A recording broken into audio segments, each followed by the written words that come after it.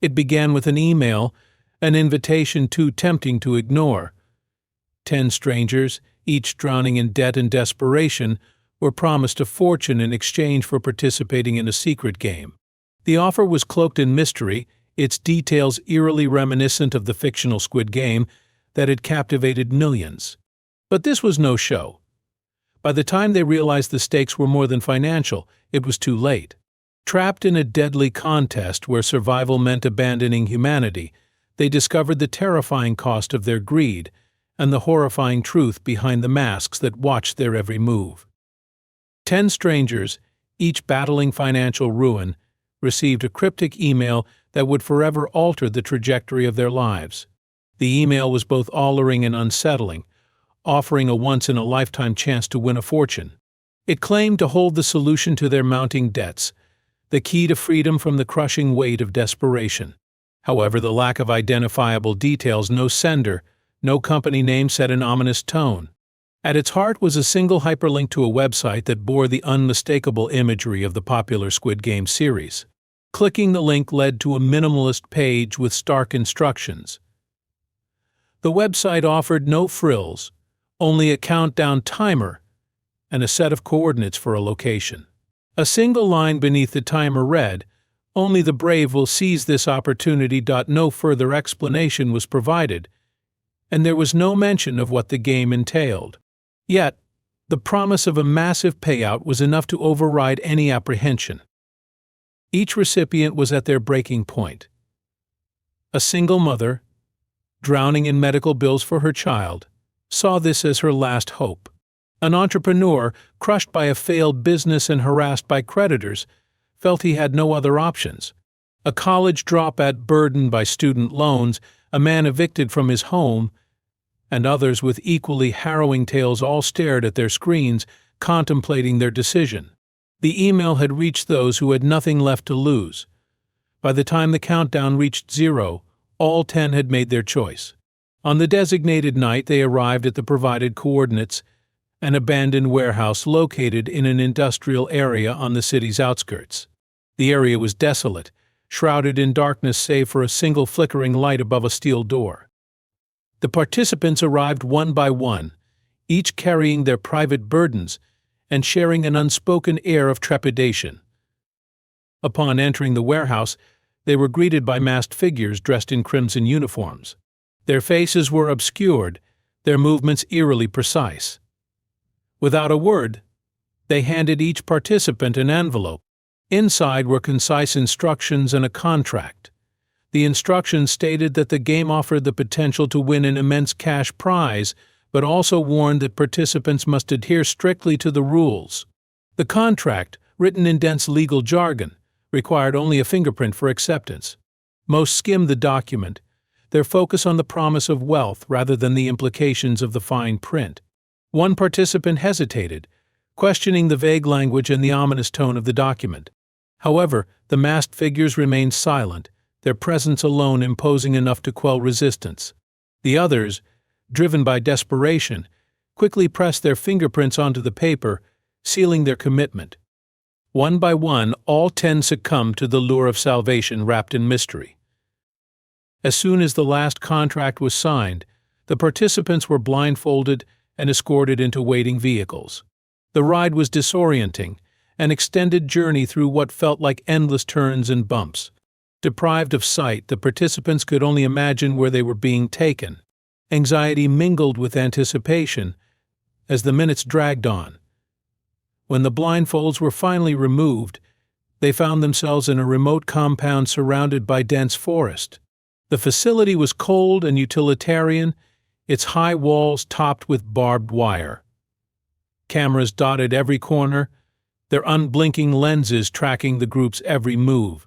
The participants were stripped of their personal belongings and issued identical uniforms marked with large numbers on the front and back. A large screen in the central hall flickered to life, displaying a chillingly cheerful message, "Welcome to the game. Follow the rules, and you may survive to claim your reward." The words lingered in the air, each participant struck by the foreboding undertone. There was no turning back. The gates of the compound were sealed, and the true nature of the game was about to be revealed. Dawn broke over the compound, bathing its stark, unfeeling walls in an eerie light. The participants were awakened by the blaring sound of a siren, their rest interrupted after a fitful night filled with anxiety. The masked overseers appeared, their silent gestures directing the group toward an open courtyard. The air was heavy with foreboding, and a palpable tension hung between the players as they exchanged nervous glances.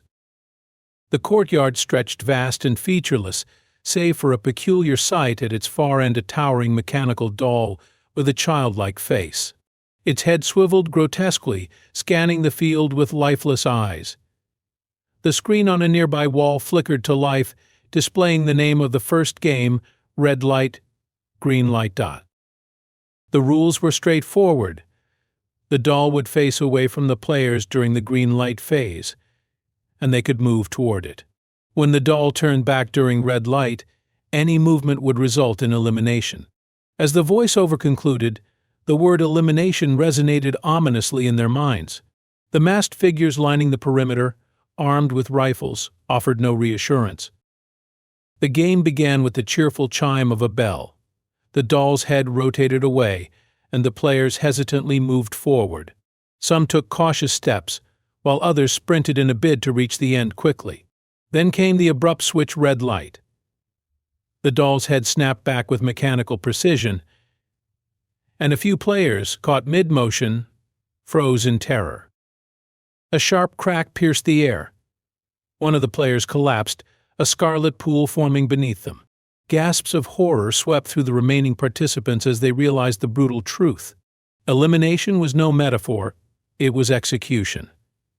Panic spread like wildfire. A few bolted in desperation, only to be struck down before they could reach the gate. The survivors stood paralyzed, their bodies trembling as the game resumed. The next round forced them to suppress their fear and focus on survival. Every step was calculated, every movement deliberate. The distant sound of the doll's mechanical clicks and the occasional gunfire became a chilling rhythm of life and death. By the time the final bell rang, only 6 players had crossed the finish line. Their faces were etched with a mixture of relief and guilt, their minds struggling to process what they had just endured. The remaining bodies were removed swiftly and without ceremony, further driving home the inhumanity of their situation. As the survivors were escorted back to the compound, the grim realization of their predicament began to sink in. This was no game. The stakes were their very lives, and the price of failure was absolute. The second game was announced shortly after sunrise. The players were led to a brightly lit room where rows of tables awaited. On each table sat a tin containing a honeycomb candy. The screen flickered again, explaining the rules. The players had to extract a specific shape from the honeycomb using only a small metal pin. If the shape broke, they would be eliminated. The players approached the tables hesitantly, each selecting a tin. When they opened the lids, the variety of shapes revealed an element of chance. Some were straightforward, a circle or triangle, while others, like an umbrella or star, seemed almost impossible. The room filled with a tense silence as the players began scraping the brittle candy. The task required immense precision, as even the slightest mistake could crack the delicate shapes. Sweat dripped down their foreheads, and their hands trembled under the weight of their fear. One participant, assigned an intricate umbrella shape, worked slowly but methodically. Their progress was steady until a tiny crack appeared. Their gasp echoed through the room, followed by the sharp report of a gunshot. The remaining players flinched but dared not stop. As time ticked down, the pressure became unbearable. A few participants resorted to desperate measures, licking the back of the candy to weaken it. The unconventional tactic worked for some, but others succumbed to their nerves, breaking their shapes in their haste. When the timer finally buzzed, only 4 participants remained. The masked figures collected the survivors, their expressions blank and unreadable. The eliminated players were removed silently, their fates unspoken but understood. The survivors felt the weight of their diminishing numbers and the grim reality of what lay ahead. The third game shattered the fragile camaraderie that had formed among the survivors. This challenge required them to form teams of two for a brutal tug-of-war. The stakes were higher than ever. The losing team would fall into a yawning pit that seemed to stretch endlessly into darkness. The masked overseers led the players to a towering platform where thick ropes dangled ominously. Each pair of participants eyed the others warily, alliances formed in whispers and quick glances. The first match began, and the air was filled with the grunts of exertion and the scraping of ropes against metal. The losing team's screams were short-lived as they plunged into the abyss, their disappearance marked only by the echo of their cries. The surviving pairs were given little time to recover before the next match began. The relentless nature of the game forced the participants to shed any lingering humanity. Trust dissolved into suspicion, and survival instincts overpowered morality. When the final match ended, only 2 participants remained. Their faces bore the weight of their actions, their spirits crushed under the enormity of their guilt. The final challenge brought the remaining players to the brink of their sanity. They were led to a surreal arena, a sprawling maze filled with traps, shifting walls, and an oppressive sense of dread. The objective was clear: eliminate the other player to claim the ultimate prize. The maze was a living nightmare. Shadows flickered unnaturally, and the walls seemed to close in, disorienting the players. Every step was a gamble, as hidden traps triggered sharp spikes or deadly falls. Paranoia consumed them, each believing the other to be just around the corner. Hours passed as they stalked each other through the labyrinth, their movements slow and deliberate.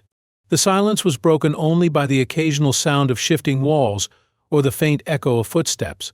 One player finally seized an opportunity, luring their opponent into a trap. The final scream echoed through the arena, marking the end of the game.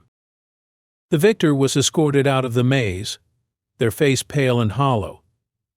The promised prize of fortune wired to their account felt meaningless in the wake of what they had endured. They were released into the world, but the memories of the games haunted them, a constant reminder of the humanity they had lost. The compound was abandoned, its secrets buried. Authorities discovered traces of the games but no answers, and the masked organizers vanished without a trace. The survivor, plagued by guilt and nightmares, anonymously shared their story as a chilling warning of the price of greed and desperation.